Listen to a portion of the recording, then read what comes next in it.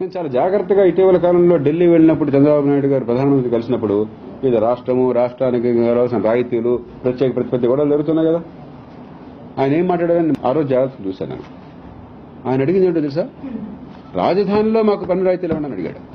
చాలా విచిత్రం నాకు. లోక్సత్తా మొదటి పన్ను రాయితీలు కానీ ప్రత్యేక ప్రతిపత్తి కానీ అసలు ఈ తతంగం తీసుకొచ్చింది లోక్సత్తా. 7 జిల్లాలు వెనకబడ్డ జిల్లాలు ఉన్నాయి. రాయలసీమ 4 జిల్లాలు ఎగువ గణాంకాలు, ఉత్తరాంధ్ర 3 జిల్లాలు ఎగువ గణాంకాలు. రాష్ట్రం మొత్తానికి మీరు ఇస్తే సంతోషం. ఇవ్వలేకపోతే 7 జిల్లాలకే మీరు పెట్టే పెట్టుబడులకి 100% ఆదాయ పన్ను రాయితీ, 100% సెంట్రల్ ఎక్సైజ్ కస్టమ్స్ పన్ను రాయితీ కొంతకాలం పాటు, ఓ 10 ఏళ్ల పాటు అంతే.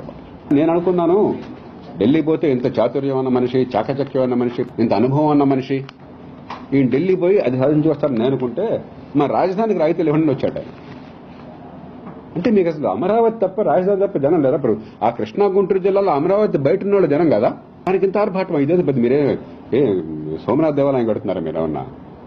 దానికి ఊరూర మట్టి ఊరూర నీళ్ళు ఏంటిది అంటే ఒక పూనకం పుట్టినట్టుగా ప్రజల్లో ఒక గందరగోళం సృష్టించేది, అద్భుతం జరుగుతున్నట్టుగా భ్రమను కల్పించి ప్రతిదానికి ఒక ఈవెంట్ చేసి 4 లక్షల మంది వచ్చి ఏర్పాటు చేసి కోట్ల రూపాయలు ఖర్చు పెట్టి అసలు పని ఏం చేయక్కర్లేదు. విద్య అధ్వానం, ఆరోగ్యం చండాలం, అవినీతి అద్భుతం ఆకాశానికి ఎక్కడ చూసినా కూడా.